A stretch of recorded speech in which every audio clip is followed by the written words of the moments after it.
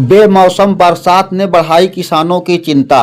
बेमौसम बरसात ने किसानों की मुसीबत बढ़ा दी है। हवा के झोंकों के साथ रुक रुक कर हो रही बारिश से धान की फसल बर्बादी के कगार पर पहुंची है। 2 दिन से हो रही हल्की फुहार गुरुवार को तेज हो गई, जिससे खेतों में कटी पड़ी फसल पूरी तरह से तबाह हो गई, जिसके खराब होने की आशंका बढ़ गई है। वहीं हवाओं के झोंके से खेत में खड़ी धान की फसल को गिर गई है, जिससे भी नुकसान हुआ है। इस बरसात से किसानों के चेहरे लटक गए हैं। किसानों की गाढ़ी कमाई पर बेमौसम बारिश कहर बनकर टूटी है, क्योंकि अभी धान की कटाई की शुरुआत हुई है। इस किसानों की मेहनत की कमाई अभी खेतों में ही है, लेकिन अचानक मौसम में आए बदलाव के साथ बरसात होने से धान की फसल के बर्बाद होने की आशंका बढ़ गई। खेत में कटी फसल कई दिनों के बावजूद बूंदाबांदी से खराब होने के कगार पर है। इसके अलावा हाल में ही बोई आलू की फसल के जनरेशन पर भी संकट का अंदेशा है। अलबत्ता चना सरसों की फसल के लिए बारिश महफूज बताई जा रही है।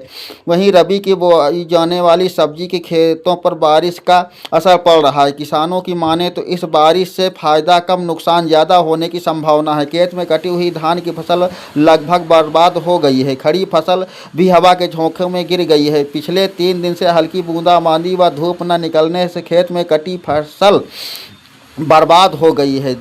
धान जामने की स्थिति में आ गया है। पुआल भी खराब हो रहा है, जिससे किसानों की आजीविका पर संकट बन गया है। इधर 3 दिनों से मौसम में बदलाव से ठंड भी बढ़ गई है, जिससे लोगों की मुसीबत बढ़ गई है।